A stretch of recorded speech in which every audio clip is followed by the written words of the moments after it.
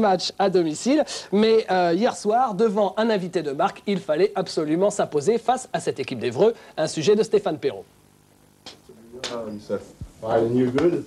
Émotion dans les coulisses de l'Astrobal. Une heure avant le match, Gregor Beugnot retrouve Dylan et Rudd dans les vestiaires. À Villeurbanne, Rudd est une légende. 4000 points et 1500 passes sous le maillot vert en 6 saisons. Dylan est surnommé le Cube par son ancien coach, a même eu droit à un petit cadeau, son ancien maillot. Et non, Dylan, ce maillot-là n'est pas pour jouer. Dommage, car le numéro 4 mythique de l'Asvel a visiblement toujours la cote auprès du public.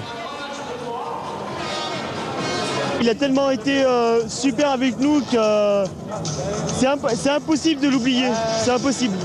Ça a été un grand joueur qui a apporté beaucoup à l'équipe. Ce qui est le plus dommage, c'est qu'il n'ait pas gagné de titre pour finir sa carrière. C'est vraiment le regret que j'ai pour lui aujourd'hui en tant que supportrice. Merci. La présence de Rudd a transcendé les Villeurbanais, auteur d'une première mi-temps de feu. 50 points pour l'Asvel, autant dire qu'il n'y a pas eu de match. Rudd veut devenir agent de joueur. Ceux qui ne le connaissaient pas en ont profité pour briller. On ne sait jamais, ça peut toujours servir. N'est-ce pas, Marlon Maxey? Max la menace, claque 12 points et 5 rebonds en 13 minutes et montre qu'il sait tout faire. Intercepter, remonter le ballon et passer. Et même, plus étonnant pour un pivot, shooter à 3 points. Dans son sillage, Maxey entraîne toute son équipe et Évreux prend l'eau. Score final 84-50, 34 points, le plus gros écart de l'Asvel cette saison. Et une fin de match signée Salomon Samy, Laurent Pluvy. Pluvy qui a visiblement beaucoup retenu de ses 6 années auprès de Dylan et Rudd. Jugez plus tôt. Ce qui m'a appris, c'est à le voir jouer tous les jours, c'est l'expérience et regarder. Ce soir, on fait un alley-oop avec Salomon. C'est un petit clin d'œil aussi à Donnet puisqu'il était dans les tribunes et c'est vrai que c'était le roi du alley-oop.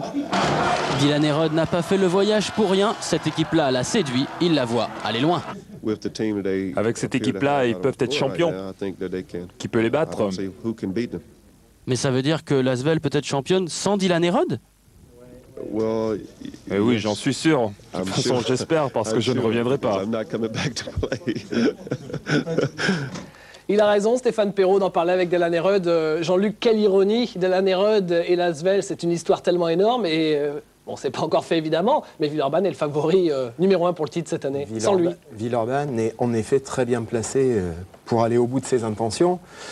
Pour autant, je pense que la fin de l'histoire de Dylan et Rudd avec l'Asvel, elle a été largement conditionnée, évidemment, on l'a écrit, on en a beaucoup parlé l'année dernière, par la venue de Mousse Sanko. Et je crois que lorsque les deux hommes se sont retrouvés dans la même équipe, Gregor Beugnot, à l'époque, je me souviens, était incroyablement enthousiaste. Et c'était quelque part un rêve de coach de pouvoir tirer 100% de ces deux personnages en même temps qui cohabitaient tout de même et largement sur le même poste, parce que même s'il y a le débat récurrent du Mousse Sanko meneur ou deuxième arrière, Mousse il a toujours apporté la même réponse à ce débat-là, il a toujours dit « je suis meneur ». Il se trouve que cette année, sans Dylan et Rudd, Mousse va lui aussi, comme son équipe, au bout de ses intentions. Ça n'enlève rien ni aux qualités de Delaney ni aux qualités de Mousse Sanko. Simplement, peut-être que pour arriver à ce que j'appelle aujourd'hui un rêve de coach, il aurait peut-être fallu plus de temps. Mais la compétition ne permettait pas d'avoir ce temps-là.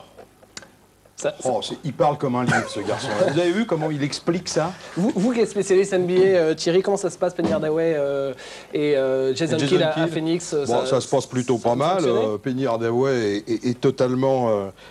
je ne vais pas dire totalement absent, mais commence à revenir un petit peu de son long purgatoire à Orlando. Et Jason Kidd est au All-Star Game, donc oui, tout va bien. Tout va bien, mais c'est Jason qui mène le jeu, hein, mes amis. Oui, ça, il n'y a pas vraiment de concurrence, en fait, parce que Kidd mène le jeu, c'est le patron sur le terrain, et en fait, Penny Hardaway joue même en ailier, pratiquement, et attend les bons ballons de Jason Kidd. Non, a priori, ça se passe très bien, ouais. On enchaîne avec Limoges-Besançon, avec un CSP qui retrouvait